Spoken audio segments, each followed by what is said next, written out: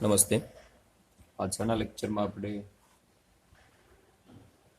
સ્વાધ્યાય 1.1 ના 5 દાખલા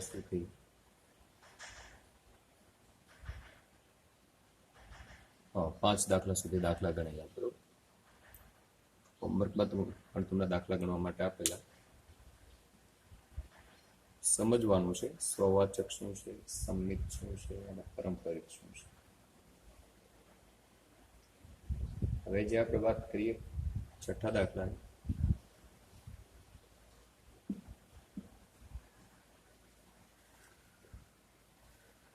વન ટુ થ્રી પર આર વ્યાખ્યાયિત કરેલો છે. કઈ રીતે છે? 1 2 અને 2 1.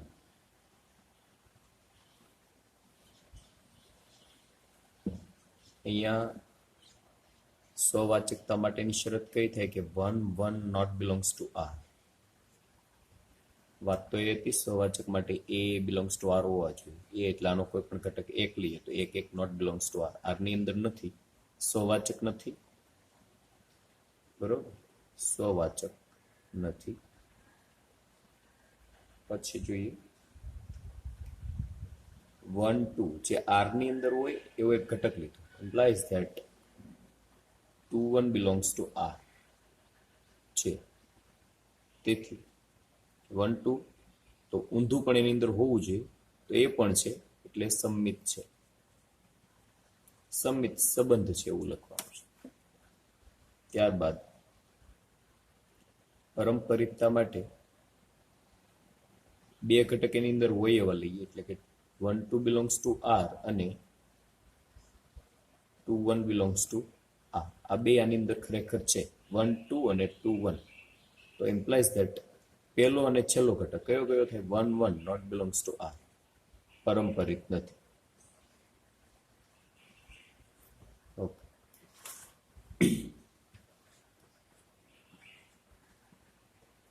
સાતમો દાખલો જોઈએ. સાબિત કરો કે કોલેજના ગ્રંથાલયના બધા જ પુસ્તકના ગણ એ પર વ્યાખ્યાયિત, એટલે ગ્રંથાલય જે પુસ્તકાલય છે એની અંદર બધા જે પુસ્તકો છે એનો ગણ છે એને આપણે એના ઉપર સંબંધ આપણે વ્યાખ્યાયિત કરવાનો છે. આર આપણને આપેલા છે. સંબંધ કઈ રીતે પ્રસ્થાપિત છે એની અંદર? એક્સ વાય, જ્યાં એક્સ અને વાયના પૃષ્ઠોની સંખ્યા સમાન છે.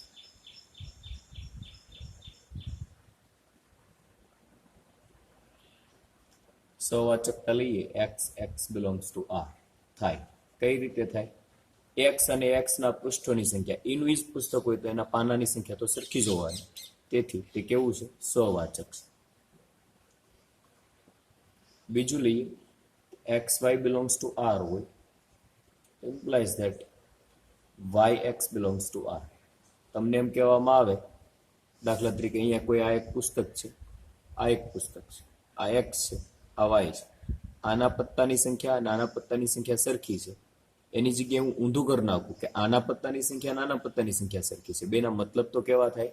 સરખા છે. તેથી સંમિત છે. ત્યારબાદ જોઈએ, X Y belongs to R અને Y Z belongs to R. આવા ત્રણ પુસ્તકો લીધા. આનો મતલબ શું થશે? તો કે એક્સ અને વાયના પત્તાની સંખ્યા. અહીંયા હું તમને એવું કહેવામાં આવે કે આના પાનાની સંખ્યા અને આના પાનાની સંખ્યા સરખી છે. પછી બીજું પાછું આપણે એવું કીધું y Z belongs to R. Belongs to R એટલે એ શરતનું પાલન થતું હોય. વાય અને ઝેડના પાનાની સંખ્યા પણ કેવી છે? સરખી છે. તો તમે એવું કહી શકો કે એક્સ અને ઝેડના પાનાની પણ સંખ્યા કેવી હોય? સરખી હોય. દાખલા તરીકે આની 5 હોય તો આની પણ 5 હોય. હવે આની 5 હોય તો આની પણ 5 હોય, તો બધાની સંખ્યા કેવી થઈ ગઈ? સરખી. implies that x z also belongs to r. then it is કેવું થશે? પારંપરિક છે.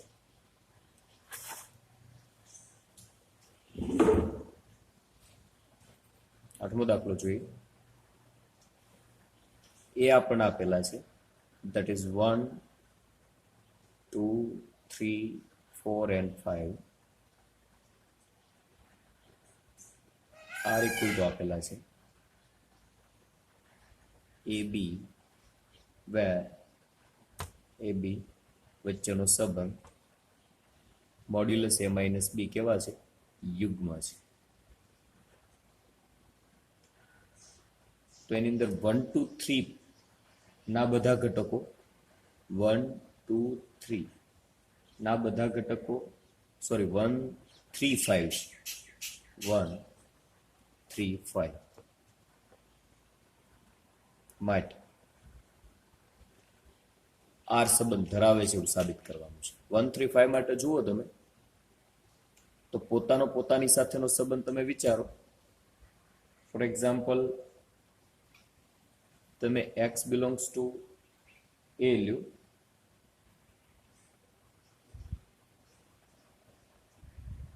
કયા પોસિબલ થાય? સૌ પ્રથમ તો પહેલો દાખલો એની અંદર એવું કીધું કે આના પર આ સંબંધ સામ્ય સંબંધ છે એવું ચેક કરવાનું છે. એટલે પેલા x આની માટે પેલા ચેક કરીએ. આને હમણાં રહેવા દઈએ, આ હમણાં રહેવા દઈએ. એ માટે પેલા ચેક કરી લઈએ. x બિલોંગ્સ ટુ એ લઈએ તો x x ઇમ્પ્લાઇઝ ધેટ શું થાય? Modulus x minus x equal to 0 યુગ્મ છે. તેથી તે કેવું થશે? સ્વવાચક છે.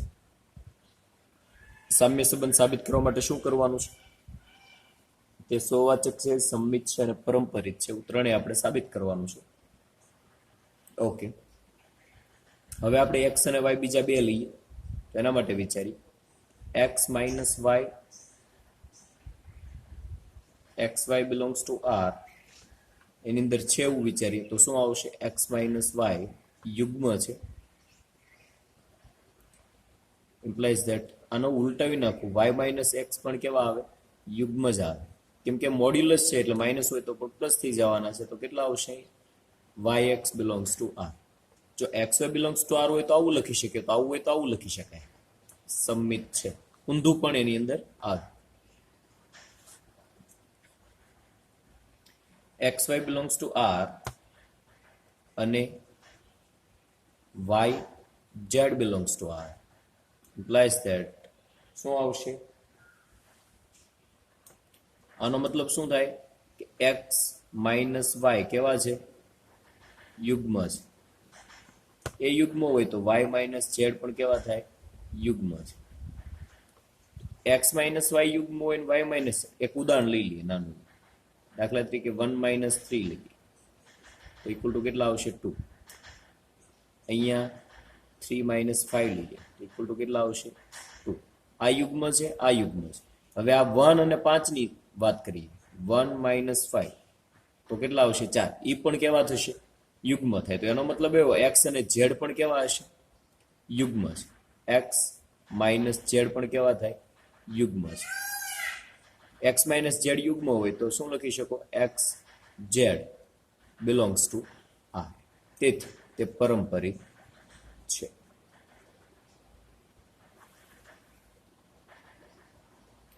તેથી r એ કેવો સંબંધ છે? સામ્ય સંબંધ છે. હવે આપણે 1 3 5 માટે ચેક કરવાનું છે. 1 3 5 માટે પણ દરેક ઘટક વચ્ચે તફાવત કેટલો છે? યુગ્મ છે. તેથી તે સામ્ય સંબંધ છે. આ એક રીઝન આપી દો તો પણ ચાલે. પછી બીજું લઈએ 2 અને 4 માટે પણ દરેક ઘટક વચ્ચે તફાવત કેટલો છે? યુગ્મ છે ને? 2 4 અહીંયા પણ 2 2 નો તફાવત છે. તે કેવો થશે? સામ્ય સંબંધ છે. પછી ચોથો દાખલો એની અંદર છે કે 1 3 5 અને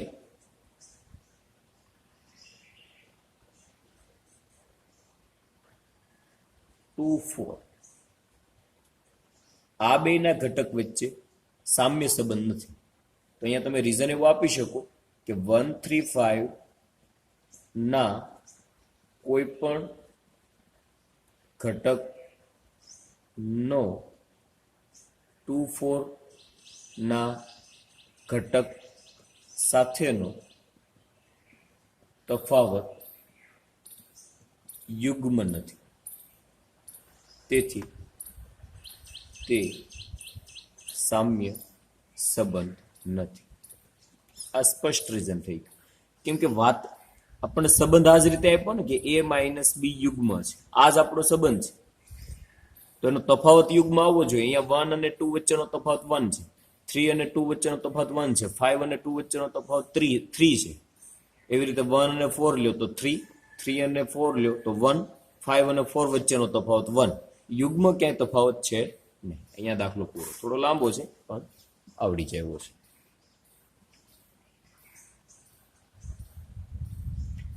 નવમો દાખલો જોઈએ.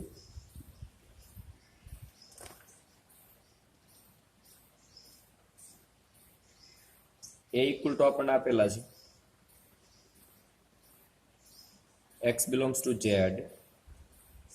જ્યાં 0 less than or equal to x less than equal to 12. આનો મતલબ એવો થાય કે પૂર્ણાંક છે અને 0 અને 12 વચ્ચેના. આનો મતલબ શું થશે? 0 1 2 અપ ટુ ધેર 12. આ એનો મીનિંગ છે. હવે પ્રત્યેક વિકલ્પના રકમમાં કીધું છે કે એક સાથેનો સંબંધ ધરાવતા ઘટકોનો ગણ મેળવવાનો છે. એક સાથેનો સંબંધ ધરાવતા ઘટકોનો ગણ, એની અંદર પાછા કેટલા દાખલા? 2 દાખલા છે. એમાં પહેલો દાખલો જોઈએ. સંબંધ આર કઈ રીતે આપેલો છે? એ બી વેર મોડ્યુલસ a માઇનસ બી એ 4 નો ગુણિત છે. કોઈ પણ ઘટક 4 નો ગુણિત છે એવું ક્યારે કહી શકો કે આની વચ્ચેનો તફાવત 4 ના ગુણકમાં આવે? તો આપણે જોઈએ શું થાય. સૌ પ્રથમ આના પર સંબંધ વ્યાખ્યાયિત છે, એ પર. એ ખાસ ધ્યાન રાખજો. તો આપણે એક કામ કરીએ, x બિલોંગ્સ ટુ a માટે xx માટે શું આવશે? xx માટે શું આવે? Modulus x minus x equal to 0, જે 4 નો ગુણિત છે. 0 છે 4 નો ગુણિત કહી શકાય, કેમ કે એની સાથે 4 કે અથવા 4 0 છે બધાનો ગુણિત હોય, એની સાથે કોઈ પણ ગુણો તો 0 જ થવાનો હોય. તો એ 4 નો ગુણિત હોય તો આ સંબંધ થઈ ગયો ને. તો એવું લખી શકાય કે x x belongs to R. એ આર ની અંદર છે કેમ કે એની શરતનું પાલન થાય છે, સ્વવાચક છે. સૌપ્રથમ તો આપણે સામ્ય સંબંધ છે એવું સાબિત કરવાનું છે, પછી નીચેના 2 દાખલા ગણવાના છે. પેલા સામ્ય સંબંધ જ તપાસી લઈએ. તો શરૂઆતમાં જ કીધું છે સાબિત કરવાનું, પછી નીચેના 2 દાખલા છે કે એક સાથેનો સંબંધ ધરાવતો એવા ઘટકો મેળવવાના છે. તો પેલા હું સામ્ય સંબંધ ચેક કરી લઈએ આપણે. x minus y belongs to R. એનો મતલબ શું થશે કે મોડ્યુલસ x માઇનસ વાય એ 4 નો ગુણિત છે. તો મોડ્યુલસ x માઇનસ વાય 4 નો ગુણિત હોય તો y માઇનસ એક્સ એ પણ એ 4 નો શું થાય? ગુણિત થાય. 8 છે એ 4 નો ગુણિત છે, તો -8 પણ 4 નો જ ગુણિત થાય. અને આમ પણ મોડ્યુલસ એટલે નિશાની પ્લસ થઈ જાય, એટલે yx બિલોંગ્સ ટુ શું લખી શકો? r. એટલે સમમિત છે. સામ્ય સંબંધ સાબિત કરવો એનો મતલબ શું થશે કે સ્વવાચક, સમમિત અને પરંપરિત છે એવું આપણે સાબિત કરવું પડે. હવે પરંપરિત માટે જોઈએ, xy બિલોંગ્સ ટુ r અને y x belongs to r. આપણે આગળ જોયું ને a માઇનસ બી યુગ્મ છે, એના જેવી જ વાત છે. અહીંયા 4 નો ગુણિત છે એટલો ફેર છે ખાલી.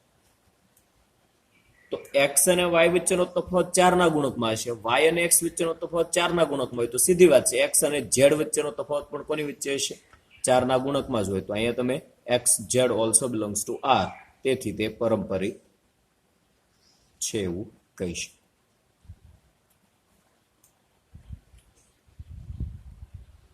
એમાં પહેલો દાખલો જે કીધો છે, એક સાથેનો હવે વિકલ્પ વિચારવાનો છે. 2 અલગ અલગ સંબંધો આપેલા છે, બરોબર?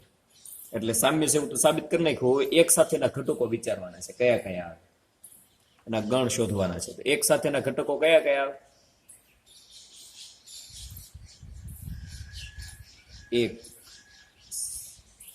રકમમાં શું કીધું? એક સાથે આર સંબંધ ધરાવતા ગણ. તો કયા કયા આવે એક સાથે? એક તો 1, પછી 5 અને 9, 12. એની વચ્ચેનો તફાવત 4 નો હોવો જોઈએ, કેમ કે તફાવત 4 નો હશે તો જ 4 નો ગુણિત હશે. સંબંધ જ 4 નો ગુણિત દર્શાવે છે. તો 1, 4 અને 9. પછી 9 પછી કયો આવે આંકડો? 13 આવે. પણ 13 આપણા ગણની અંદર સમાવિષ્ટ નથી. જો એની અંદર ક્યાં સુધીની બોર્ડર છે? 12 સુધીની જ છે. રાઈટ. હવે આગળ જોઈએ. એ બીજો દાખલો તમારે ગણવાનો છે. સંબંધ કયો છે? આર ઇક્વલ ટુ એ બી, જ્યાં એ ઇક્વલ ટુ બી. પેલા સામ્ય છે એવું સાબિત કરવાનું છે, પછી એક સાથેનો સંબંધ મેળવવાનો. આ ઇક્વલ ટુ છે ને એટલે એક સાથેનો સંબંધ એક જ આવે, બસ પૂરું.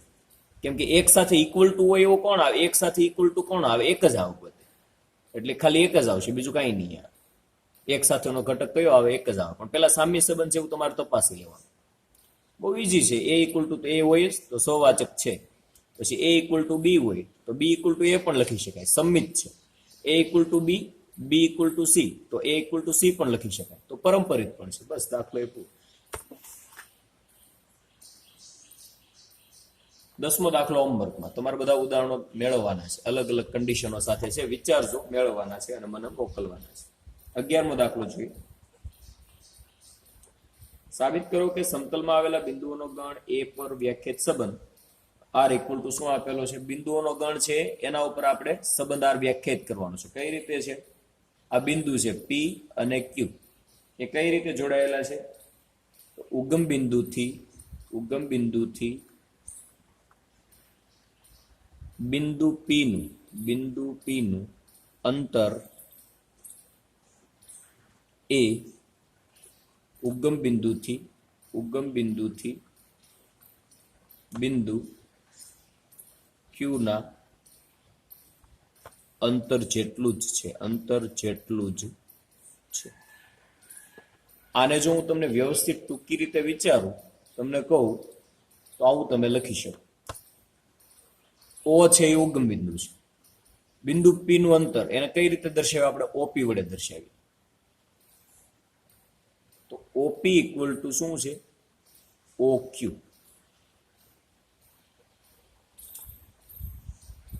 તો સ્વવાચકતા માટે શું આવશે? પીપી માટે શું થાય? ઓપી ઇક્વલ ટુ તો ઓપી હોવાના જ છે.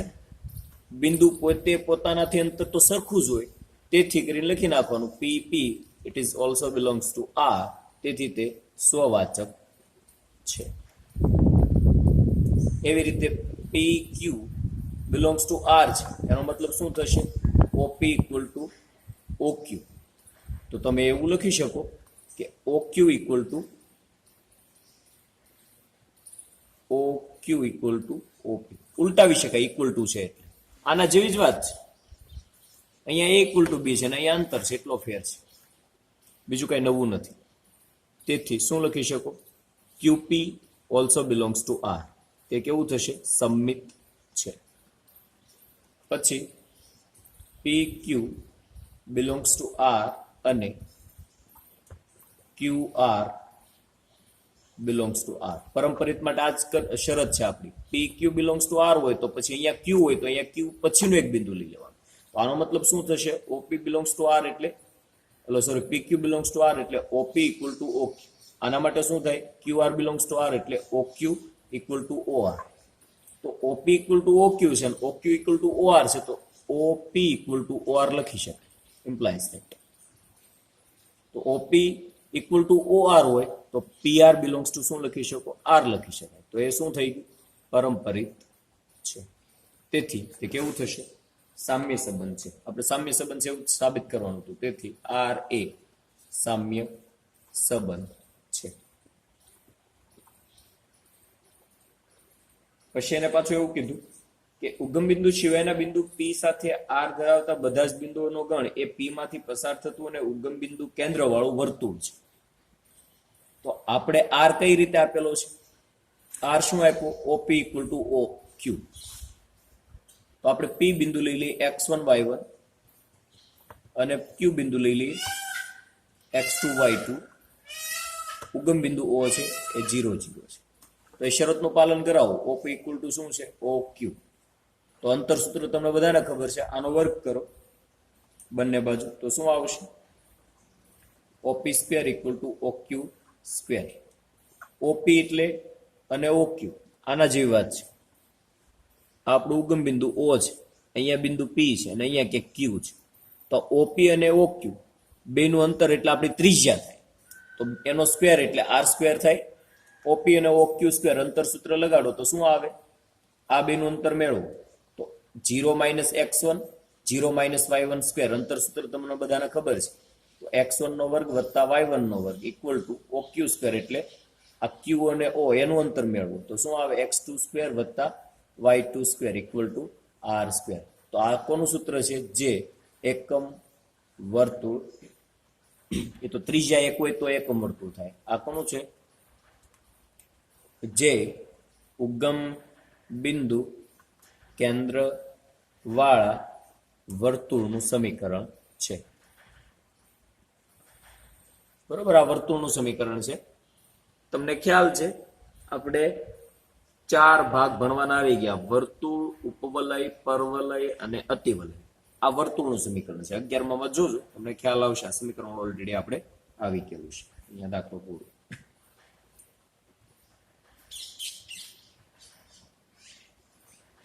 ત્રિકોણ T1 એ ત્રિકોણ T2 ને સમરૂપ છે. સમરૂપ હોવાનો મતલબ શું પહેલા તમને ખબર હોવી જોઈએ. સમરૂપ એટલે આ ત્રિકોણો સમરૂપ છે. કાટકોણ હોય તો અહીંયા એના જેવો જ ભલે મોટો ત્રિકોણ આવે પણ કાટકોણ હોય તો આ સમરૂપ છે. એકરૂપ એટલે એક હરખા. સમરૂપ એટલે એની જે શેપ છે, દેખાવ છે, કેવો હોવો જોઈએ? સરખો હોવો જોઈએ. એના બાજુના ગુણોત્તર કેવા હોવા જોઈએ? સરખા હોવા જોઈએ. એને સમરૂપ કહેવાય. તો આર ઇક્વલ ટુ શું થશે? T1 T2. ત્રિકોણ T1 એ ત્રિકોણ T2 ને સમરૂપ છે. સમરૂપ હોય તો તમે આવી રીતે દર્શાવીએ. આ સમરૂપ હોવાની નિશાની. એકરૂપ હોય તો ઇક્વલ ટુ આવે. સમરૂપ એટલે એના ગુણોત્તર કેવા છે? સરખા. ઉપર આવી નિશાની, આ સમરૂપની નિશાની છે. એટલે ત્રિકોણ છે આ T1 એટલે ત્રિકોણ અલગ T2. આ દાખલા તરીકે T1 હોય તો આ T2 છે. આ બંને કેવા છે? સમરૂપ છે. તો પહેલા તો એ સામ્ય સંબંધ છે એવું આપણે સાબિત કરવાનું છે. તો T1 belongs to R. પોતે પોતાની જેવો તો દેખાતો જ હોય એટલે પોતે પોતાની સાથે સમરૂપ છે, તેથી સ્વવાચક છે. બધું બહુ ઈઝી છે, ખાલી એકને એક વાત રિપીટ કરવાની છે.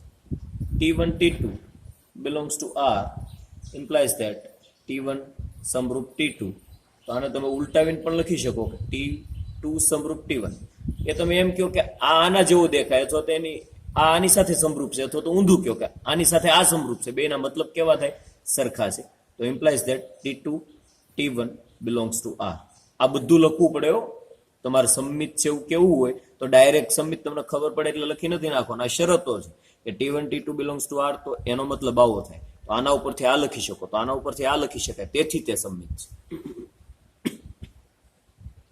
બધા સ્ટેપ પૂરા કરવાના. T1 T2 belongs to R અને બીજી કઈ લેવાની કે T2 અને T3 belongs to R. આ પરંપરિતતા માટેની શરત. તો આને T1 T2 belongs to R એટલે શું થાય? T1 સમરૂપ, શું લખીએ અહીંયા? T2 અને T2 સમરૂપ કોની સાથે? T3. આ આની સાથે સમરૂપ છે, T2 આની સાથે સમરૂપ છે. તો એવું લખી શકાય કે T1 કોની સાથે સમરૂપ હોય? T3 સાથે પણ સમરૂપ હોય. એની સાથે સમરૂપ છે એનો મતલબ એવો T1 અને T3 belongs to શું આવે? R. Any belongs to R છે, તેથી તે કેવું છે? પારંપરિક છે. એ ત્રણેય વસ્તુ છે, તેથી શું લખી શકો? R એ સામ્ય સંબંધ છે.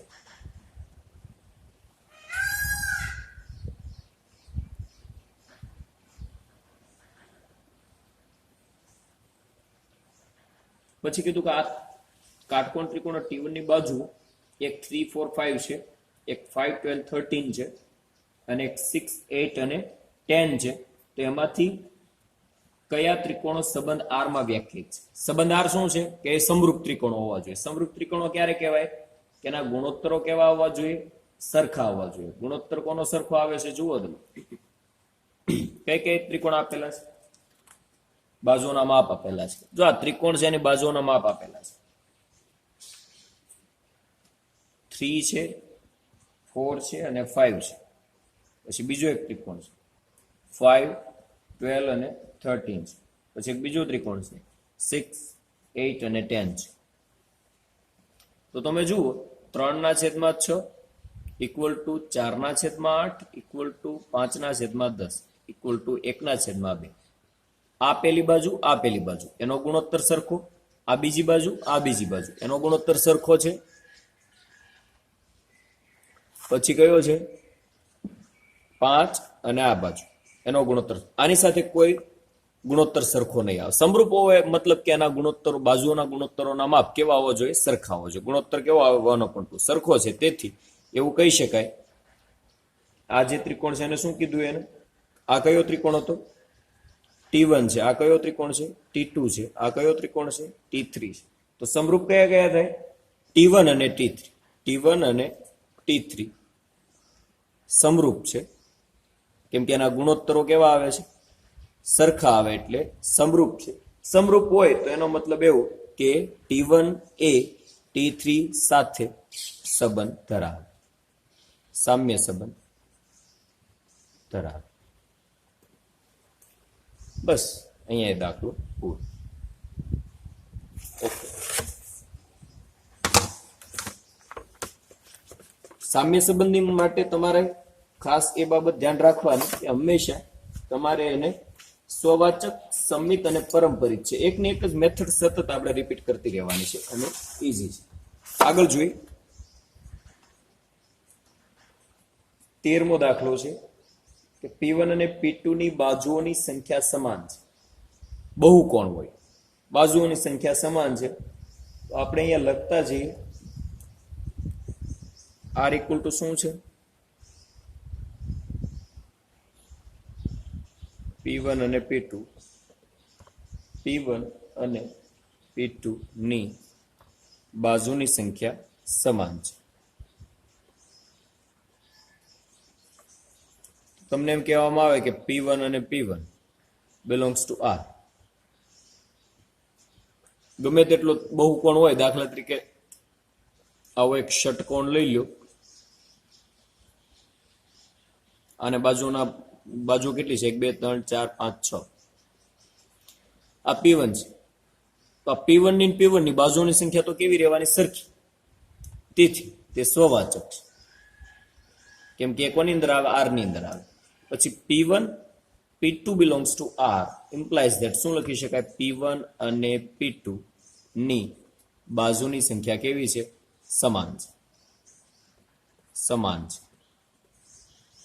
એની બાજુની સંખ્યા સમાન હોય તો ઊંધું પણ લખી શકાય ને. P2 અને P1 ની આ એક ઊંધા કાન પકડવા જેવું છે. P1 અને P2 ની બાજુની સંખ્યા સમાન છે. એની જગ્યાએ એવું લખો P2 અને P1 ની બાજુની સંખ્યા સમાન છે. તો બે વાત તો કેવી થાય? સરખી. સંખ્યા સમાન છે. તો આના માટે શું લખી શકાય? P2 P1 belongs to R.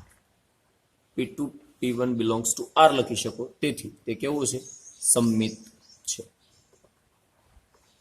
Okay. પરંપરિત તમે ચેક કરજો, તમને આવડી જશે. હું આગળ જોઉં છું 3, 4, 5 લંબાઈની બાજુવાળા કાટકોણ ત્રિકોણ સાથે R ધરાવતા એના તમામ ઘટકોનો ગણ શું મળશે?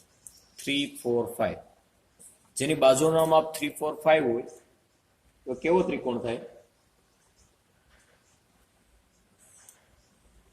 3 નો વર્ગ વત્તા 4 નો વર્ગ ઇક્વલ ટુ કેટલા આવે? 25 ઇક્વલ ટુ 5 નો વર્ગ. ત્રિકોણની બંને બાજુનો વર્ગનો સરવાળો એ શું હોય? કર્ણના વર્ગના સરવાળા બરાબર. તો પાયથાગોરસના પ્રમેય પ્રમાણે આ કઈ બાજુના માપ થાય? કાટકોણ ત્રિકોણ છે. આપણે શરૂઆતમાં કહી જ દીધું છે કાટકોણ ત્રિકોણ સાથે સંબંધ ધરાવતા હોય એવા એના ઘટકોના ગણ મેળવો. એનો ઘટકોનો ગણ શું છે? કે તમામ બહુકોણ. બહુકોણ એટલે ઘણા બધા કોણ વાળા આવે. ષટકોણ આવે, પંચકોણ આવે, ત્રિકોણ આવે, ચોરસ આવે, બધું આવે. પણ આપણે તો અહીંયા કાટકોણ ત્રિકોણ છે તો એની સાથે સંબંધ ધરાવતા હોય તો એવા તમારે ગણ મેળવવો હોય તો પેલા સંબંધ શું છે તમને ખબર હોય છે કે P1 અને P2 ની બાજુઓની સંખ્યા સમાન છે. આને હું P1 કહી દઉં, આ જે 3 છે એને હું P1 કહી દઉં, એટલે એટલી તો ખબર પડી ગઈ કે એની અંદર બાજુઓ કેટલી છે. બાજુઓ કેટલી છે? 3 છે. તો એનો મતલબ એવો કે P2 આપણે મેળવવાના છે. એ કયા હોય તો આપણે એટલી તો ખબર પડે કે P1 અને P2 ની બાજુની સંખ્યા સમાન, એ આપણો સંબંધ છે. તો P1 બરાબર 3 હોય, P1 ની બાજુની સંખ્યા 3 હોય, તો P2 ની બાજુની સંખ્યા પણ કેટલી હોય? 3 હોય. તો એનો ગણ કયો થશે? અહીંયા હું લખી નાખું વિધાન કે ગણ એ બધા જ કાટકોણ ત્રિકોણનો ગણ થાય. કાટકોણ ત્રિકોણનો ગણ છે થાય. સંબંધ આર ની અંદર શરત એટલી જ છે કે બાજુની સંખ્યા સમાન હોવી જોઈએ. અહીંયા બાજુની સંખ્યા કેટલી છે? 3 છે. તો P2 ઇક્વલ ટુ પણ બાજુની સંખ્યા કેટલી આવશે? 3 આવશે. એટલે બધા જ કાટકોણ ત્રિકોણનો ગણ આવે. આમ તો કાટકોણ ત્રિકોણ ન કરો ને બધા જ ત્રિકોણોનો ગણ લખો તોય હાલે, કેમ કે સંબંધ કોની અંદર વ્યાખ્યાયિત છે? બાજુની સંખ્યા સાથે એને લેવા દેવા છે. તો અહીંયા 3 બાજુ હોય, P1 ની અંદર 3 હોય, તો P2 ની અંદર પણ કેટલા હોય? 3 બાજુ હોય એટલે એને ત્રિકોણ કહેવાય. એટલે બધા જ ત્રિકોણનો ગણ એ એનો સંબંધ વ્યાખ્યાયિત કરશે. બસ અહીંયા દાખલો 14મો છે.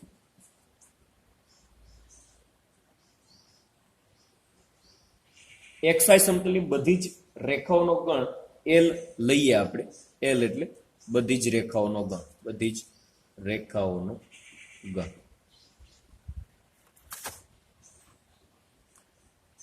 R વ્યાખ્યાયિત છે L1 અને L2 વેર L1 એ રેખા L2 ને સમાંતર છે. એટલે L1 પેરેલલ L2 આ સમાંતર હોવાની નિશાની છે. હું લખતો નથી, પુસ્તકમાં લખેલું છે, મેં નિશાની મૂકી દીધી.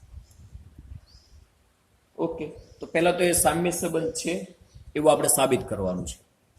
અહીંયા L1 માટે પોતે પોતાની સાથે તો કેવું હોય? સમાંતર જ હોય રેખા બંને. તો આ રેખા એક L1 કહી દો તમે, તો L1 છે એ L1 પોતે પોતાની સાથે સમાંતર હોવાની જ છે. તેથી L1 belongs to R. તેથી તે સ્વવાચક છે. Next L1 L2 belongs to R. એની અંદર છે એવો એક ઘટક લઈએ. belongs to R છે એનો મતલબ એવો L1 સમાંતર L2. L1 સમાંતર L2 હોય તો L2 સમાંતર L1 પણ લખી શકાય. આને સમાંતર છે કે આને સમાંતર છે, બે ઊંધું આડું તમે કહેશો તો એનાથી કઈ એનો અર્થ બદલાશે ને. બેના મતલબ કેવા છે? સરખા છે. તેથી L2 L1 belongs to R સમમિત છે. અહીંયા હું L2 ડ્રો કરી નાખું ફોર એક્ઝામ્પલ. તો આને સમાંતર છે કે આને સમાંતર કયો, બેના મતલબ કેવા થશે? સરખા. પરંપરિત માટે જોઈએ L1 L2 belongs to R અને બીજો એક ઘટક લઈ લઈએ L2 અને L3 belongs to R. અહીંયા L2 હોય તો અહીંયા L2 પેલા મૂકવા જ પડે ફરજિયાત. અહીંયા ત્રીજો ઘટક લેવાનો. હવે આનો મિનિંગ આપણે સમજી લઈએ પેલા કે L1 છે L2 ને સમાંતર છે, L2 છે L3 ને સમાંતર છે, આ આને સમાંતર છે, આને આ સમાંતર છે. તો ઇમ્પ્લાઇઝ ધેટ L1 છે L3 ને સમાંતર છે એવું લખી શકાય. તેથી L1 અને L3 belongs to R. તેથી તે પરંપરિત છે. આકૃતિ દોરીને સમજીએ. આ L1 છે, આ L2 છે. હવે L1 સાથે L2 સમાંતર છે. હવે L2 ને પાછી L3 સમાંતર છે. આને આ સમાંતર છે, આને આ સમાંતર છે. તો આને આ સમાંતર કહી શકાય કેમ કે એ પણ એકબીજાને સમાંતર જ છે ને. Okay, that's it. તેથી R એ સામ્ય સંબંધ છે. ઓકે, પછી એને એવું કીધું છે કે y ઇક્વલ ટુ દાખલામાં જ 2x + 4 સાથે સંબંધિત હોય તેવી રેખાઓનો ગણ મેળવો. આપણા માટે આને આપણે L1 કહી દઈએ, આપણે L2 મેળવવાના છે. તો સંબંધ શું કહે છે? L1 અને L2 એકબીજાને સમાંતર હોવા જોઈએ. તો આપણે આને સમાંતર કોઈ પણ રેખા મેળવી લો ગણ એટલે આપણો L2 થઈ જશે, માંગેલી રેખાઓનો ગણ. તેથી માંગેલ રેખાઓનો ગણ એ તો તમને બધાને ખબર જ હશે. y ઇક્વલ ટુ શું થાય? 2x + k. ખ્યાલ છે? ax + by + c equal to 0 ને સમાંતર રેખાઓનો ગણ, સમાંતર રેખાનો ગણ શું આવે? એના ઢાળ સરખા હોય એટલે x પ્લસ by એમનેમ રહેશે. અહીંયા c છે એની જગ્યાએ k ઇક્વલ ટુ 0. તો અહીંયા પણ એવું જ છે, x અને y છે એને ત્યાં રહેવા દેવાના. અહીંયા 4 છે આપણા માટે c છે, અહીંયા c છે અને જેમ c છે તો અહીંયા જે c હોય ત્યાં શું મૂકી દેવાના? k મૂકી દેવાના. એટલે આપણી માંગેલ રેખાઓનો ગણ થઈ જશે. ઓકે, એ દાખલો ઓપ્શન છે, પહેલો ઓપ્શન છે. તો તમે જુઓ કે 1 2 3 4 છે, એના માટે r આપણને આપેલા છે. r શું આપેલા છે જુઓ તમે, 1 2 છે, 2 2 છે, પછી 1 1 છે, 4 4 છે, 1 3 છે, 3 3 છે અને 3 2 છે. એ શું આપેલા છે? 1 2 3 4. આના બધાય ઘટક માટે સ્વવાચક છે. જુઓ તમે, 1 છે તો 1 1 છે, 2 છે તો 2 2 પણ છે, 3 આવે તો 3 3 પણ છે, 4 આવે તો 4 4 પણ છે. એટલે પોતાની સાથેના બધા સંબંધો છે. તેથી આની અંદરથી કોઈ પણ એકનો ન હોત, અહીંયા દાખલા તરીકે 4 4 ન હોય તો પાછો આ સ્વવાચક ન થાય. આ 4 4 એક કાઢી નાખો તો સ્વવાચક ન થાય. બધાય ઘટકના બધાયના પોતપોતાની સાથેના સંબંધ હોવા જોઈએ, સ્વવાચક છે. ખાલી જોવાનું છે. પછી સંમિત માટે શું આવે? તો દાખલા તરીકે હું એક ઘટક આની અંદર હોય એવો લઉં. કયો ઘટક લઉં? 1 2 બિલોંગ્સ ટુ r. આની અંદર છે 1 2 છે, તો 1 2 બિલોંગ્સ ટુ r હોય તો સંમિત ક્યારે કહેવાય? કે એનો ઊંધો પણ એની અંદર ઘટક હોવો જોઈએ. ઊંધો ઘટક એટલે કયો થાય? આને ઉલટાવી નાખો એટલે કે 2 1. 2 1 આની અંદર છે? જુઓ, નથી, તેથી તે સંમિત નથી. પછી પરંપરિત માટે જોઈએ, બે ઘટકોની જોડ લેતા જાઓ જેટલા પોસિબલ હોય એટલા. પેલા કયા લઈએ? 1 2 belongs to r. 1 2 belongs to r અને અહીંયા 2 હોય તો અહીંયા પણ 2 હોવો જોઈએ. તો એવો ઘટક કયો છે? 2 2 belongs to r. Implies that 1 2 પેલો અને છેલ્લો ઘટક. આ પેલો અહીંયા 1 છે, છેલ્લો ઘટક કેટલો છે? 2. એ તો r ની અંદર છે જ, 1 2 પણ r ની અંદર છે. પછી બીજો ઘટક લઈએ, 1 1 આવી જશે. 1 1 બિલોંગ્સ ટુ r અને અહીંયા 1 છે તો અહીંયા 1 લઈએ. તો અહીંયા 1 લ્યો તો એવા બે ઘટક મળે છે. કયા કયા? એક તો 1 2 છે અને 1 3 છે. 1 2 માટે જોઈ લીધું આપણે, 1 3 બિલોંગ્સ ટુ r. તો પેલો અને છેલ્લો ઘટક કયો આવે? 1 3 બિલોંગ્સ ટુ r. હજી એક ઓપ્શન પોસિબલ થાય, કયો આવશે? 1 3 બિલોંગ્સ ટુ r છે અને છે ને 1 3 બિલોંગ્સ ટુ r. તો અહીંયા 3 છે તો અહીંયા 3 આવે. તો 3 આવે એવા ઘટક કયા છે? 2 છે, બિલોંગ્સ ટુ r છે. તો પેલો અને છેલ્લો ઘટક એટલે 1 અને 2. 1 અને 2 પણ r ની અંદર છે. જે પણ તમે વિચારશો, બે જોડ એવી લેવાની કે જે આ r ની અંદર હોય, એના પેલા ઘટક અને છેલ્લા ઘટક. અહીંયા જો આ બે જોડ લીધી મેં કે જે r ની અંદર છે. 1 2 બિલોંગ્સ ટુ r અને આ છેલ્લો છે વધારે સમજવામાં રેડી કે 1 3 અને 3 2 r ની અંદર આવેલા છે. તો આનો પેલો ઘટક, આનો છેલ્લો ઘટક, એ પણ r ની અંદર હોવો જોઈએ. તમે જેટલા વિચારી શકો એટલી જોડ વિચારજો, બધા r ની અંદર આવશે. પરંપરિત છે. કયો ઓપ્શન આવશે? બી સત્ય થશે. બરોબર, સ્વવાચક અને પરંપરિત છે પરંતુ સંમિત નથી. 16મો દાખલો છે, ઓપ્શન છે. r આપણને આપેલા છે, n ની અંદર r વ્યાખ્યાયિત છે. n એટલે પ્રાકૃતિક સંખ્યાનો ગણ. a equal to b minus 2 where b greater than 6. b નું મૂલ્ય 6 કરતા મોટું હોવું જોઈએ. તો જો પેલો ઓપ્શન કયો આપેલો છે આપણને? 2 4 બિલોંગ્સ ટુ r. બી એટલે બીજો ઘટક, અહીંયા 4 છે. 4 6 કરતા મોટા કહેવાય ને, એટલે પેલો ઓપ્શન તો આમનામ નો આવે. જોવો તા ખબર પડી જાય. બરોબર, જોશો ત્યાં જ તમને આઈડિયા આવશે. પેલો ઓપ્શન તો સાવ નહીં આવે. પછી બીજો ઓપ્શન છે બી, કે 3 અને 8. કેટલા આવે? 3 અને 8 બિલોંગ્સ ટુ r. હવે આ બિલોંગ્સ ટુ r છે કે નહીં ચેક કરવા માટે આની અંદર કિંમત મૂકો, સમાધાન થાય. આ આપણો સંબંધ છે, આ સંબંધ છે એનું સમાધાન થાય તો ઓપ્શન સાચો. અહીંયા 3 મૂકો, અહીંયા 8 મૂકો તો સમાધાન નહીં થાય. 3 equal to 8 minus 2 equal to 6. 3 અને 6 સરખા નો એટલે આ ના આવે. સી ઓપ્શન છે, 6 અને 8 બિલોંગ્સ ટુ r. અહીંયા કિંમત મૂકો, એની જગ્યાએ 6 મૂકો, બી ની જગ્યાએ 8 મૂકો. 8 માંથી 2 જાય એટલે 6. તો આ બે જવાબ સાચા આવે છે, મતલબ આ સી ઓપ્શન આપણો સાચો છે. ઓકે,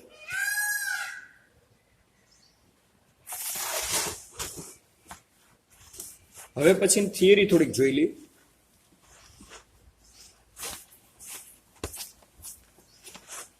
થિયરી જે છે એ આપણે ઓલરેડી આવી ગયેલી છે. સંબંધ અને વિધેયમાં સંબંધ પહેલા આપણે અત્યાર સુધી જોયો, હવે વિધેય આવે છે. ઓલરેડી વિધેયની વાત આવી ગઈ છે. A tends to B છે, આ તમને બધાને ખબર છે. અને y equal to f of x. A શું થાય? પ્રદેશ. B શું થાય? સહપ્રદેશ. તો વિસ્તાર કોને કહેવાય? f of x નો જે જવાબ આવે એને શું કહેવાય? વિસ્તાર કહેવામાં આવે. ઓકે, આ એક વાત. એક એક ની પણ વાત આવી ગયેલી છે. એક એક વિધેય કોને કહેવાય? એક એક વિધેય. એક જ વાક્યમાં કહીએ તો મેં કેટલી વાર રિપીટ તમને કરેલું છે કે પ્રદેશની કોઈ પણ કિંમતને અનુરૂપ વિસ્તારમાં માત્ર એક જ કિંમત મળે તો તેને એક એક વિધેય કહેવાય, નહીતર એને અનેક એક વિધેય કહેવામાં આવે. બરોબર? ટૂંકમાં કહીએ તો x1 equal to x2 હોય તો implies that f of x1 equal to શું થવું જોઈએ? f of x2. આ એક શરત, પહેલી શરત એક એકની. બીજી શરત x1 not equal to x2 implies that f of x1 not equal to f of x2. બસ આ બે શરતનું પાલન થાય તો તેને એક એક વિધેય કહેવાય. એક એક ન હોય તેવું ઉદાહરણ. એક એક ન હોય તેવું વિધેય. એક એક ન હોય તેવું વિધેય મતલબ કે અનેક એક વિધેય. એને નામ પણ આપી શકાય, અનેક એક વિધેય. તો કેવું છે એ વિધેય? તમને બધાને ખબર જ છે. જનરલી આપણે એક્ઝામ્પલ આપતા હોઈએ x વર્ગ. તો x1 ઇક્વલ ટુ -1 લ્યો, x2 ઇક્વલ ટુ +1 લ્યો, તો f of x1 કેટલા આવશે? -1 અહીંયા મૂકો, -1 નો વર્ગ કરો એટલે +1. f of x2 +1 નો વર્ગ તો +1 જ આવે. તો અહીંયા જુઓ કેવી વાત થઈ કે x1 not equal to x2 છે. જુઓ -1 અને 1 સરખા નથી, પરંતુ એના વિધેયો કેવા આવે છે? સરખા આવે છે. સમજાય છે વાત? -1 અને 1 સરખા નથી, પરંતુ એના વિધેયના જવાબ કેવા આવે? સરખા. આપણી તો વાત એવી હતી ને કે x1 અને x2 સરખા ન હોય તો એના વિધેય સરખા ન આવે. તો આ શરતનું પાલન થતું નથી, એટલે આ વિધેય કેવું થાય? અનેક એક વિધેય થાય. એને વિધાનના સ્વરૂપમાં વાત કરવી હોય તો એક જ વાક્ય આપણું બને કે પ્રદેશની કોઈ પણ એક કિંમતને અનુરૂપ વિસ્તારમાં માત્ર એક જ કિંમત મળવી જોઈએ પ્રદેશની અંદર, સહપ્રદેશની અંદર.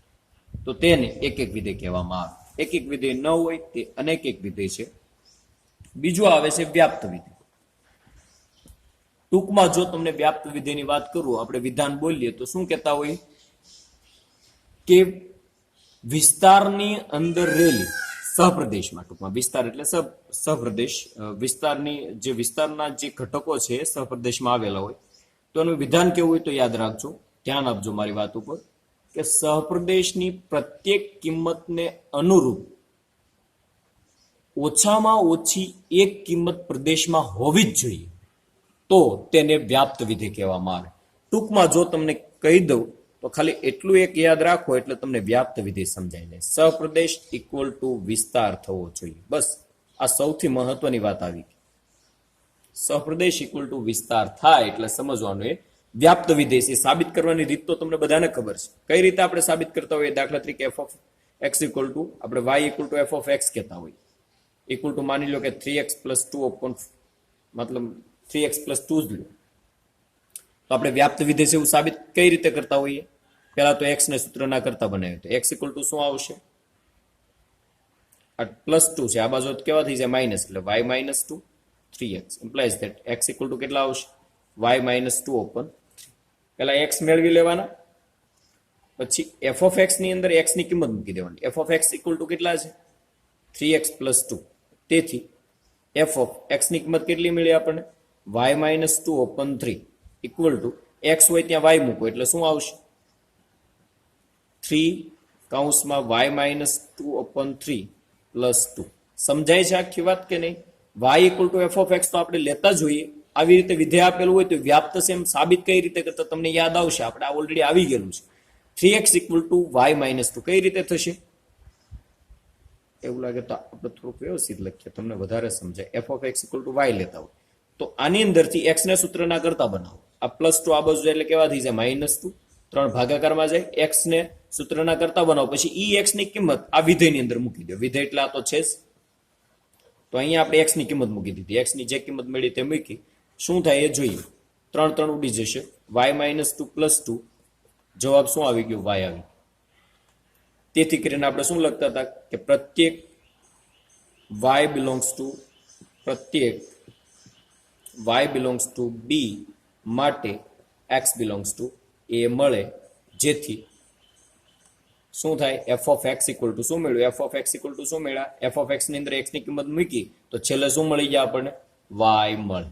બસ આ વિધાન ફરજિયાત લખવાનું વ્યાપ્ત વિધિ માટે, કે બધા જ y માટે x મળે છે. બધા જ y, પ્રત્યેક y belongs to b. y belongs to b એટલે કે સપ્રદેશ, કે બધા જ y belongs to b માટે x belongs to a મળે છે. એટલે કે પ્રદેશ, a એટલે પ્રદેશ, x belongs to a મળે. એ કેવો મળે છે? કે જેથી આપણે અહીંયા ચેકે કરી લીધું. આ પાછું સાબિત કરવાની આ મેથડ છે કે x ને સૂત્રના કરતા બનાવો, એ કિંમત વિધેયની અંદર મૂકો અને પાછો છેલ્લે તમારે y મેળવી દેવા. તો પ્રત્યેક y belongs to b માટે x belongs to એવો મળે કે જેથી f of x equal to શું થાય? y મળે. તેથી તે શું કહી શકો? વ્યાપ્ત વિધેય છે. બરોબર. આ એક ખાસ ધ્યાન રાખજો. આ મેં બોક્સ કર્યું છે, બહુ જ મહત્વનું છે. સપ્રદેશ અને વિસ્તાર કેવા થવા જોઈએ? સરખા. તો વ્યાપ્ત ન હોય તેવું તમને એક ઉદાહરણ આપું સમજવા માટે ખાલી. બરોબર. તો વધારે તમને સમજાશે. f of x equal to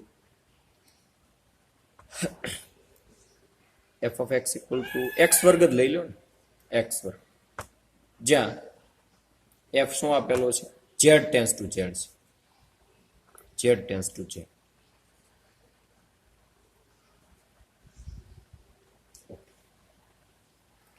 હવે આની અંદર જેટલી પણ કિંમતો છે, આ આપણો સહપ્રદેશ છે, આની બધી જ કિંમત માટે આની અંદર એક ઘટક હોવો જોઈએ. તો મારે આ વિધેયનો જવાબ -5 જોતો છે, મને લાવી દો. એવા x બરાબર શું લઉં કે જેથી જવાબ -5 આવે? અહીંયા f of x equal to -5 છે, જે z ની અંદર આવે, આપણો સહપ્રદેશ છે.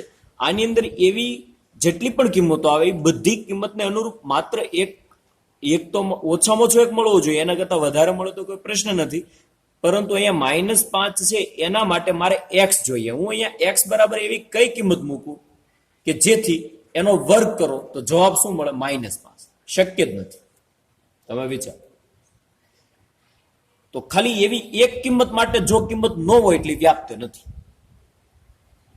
+5 મળે, +5 ન મળે. આમ વિચારો, 4 મળે, 8 મળે, એ બધી કિંમતો મળે કેમ કે એના વર્ગમૂળ છે. પણ -5 નું વર્ગમૂળ લેવા જાવ તો એ સંકર સંખ્યા આવે. સંકર સંખ્યા છે એ z ની અંદર આવે નહીં. કોઈ પણ ખાલી કદાચ માની લો કે બધી કિંમત માટે મળે, ખાલી એક જ એવી કિંમત તમને હોય સહપ્રદેશમાં, એ એક કિંમત માટે પ્રદેશમાં કિંમત ન હોય તે વ્યાપ્ત નથી. દાખલા તરીકે ટોટલ 100 કિંમતો આપેલી છે આની અહીંયા. આ 100 કિંમતો હોય એની અંદરથી 99 કિંમત એવી છે કે જેને અનુરૂપ પ્રદેશની કિંમત મળી જાય છે. સમજો, 100 કિંમત ટોટલ છે આની અંદર ઘટકો. એ 100 ઘટકની અંદરથી 99 ઘટક એવા છે કે જેને અનુરૂપ પ્રદેશમાં કિંમત મળે છે, પણ ખાલી એક જ ઘટક એવો હોય કે જેને અનુરૂપ x મળતો ન હોય, એટલે એ વ્યાપ્ત નથી. બસ વાત પૂરી. બસ આ વાત સમજવાની છે. આ થિયરી અહીંયા પૂરી. સ્વાધ્યાય 1.2 આપણે આગળના લેક્ચરમાં જોઈશું. પ્રેક્ટિસ કરજો, ફરી વારે વારે જોજો, ન સમજાય ત્યાં પૂછજો અને દાખલા ગણજો. હોમવર્ક છે મોકલજો. આપણે અહીંયા ક્લાસ આપણો પૂરો કરીએ.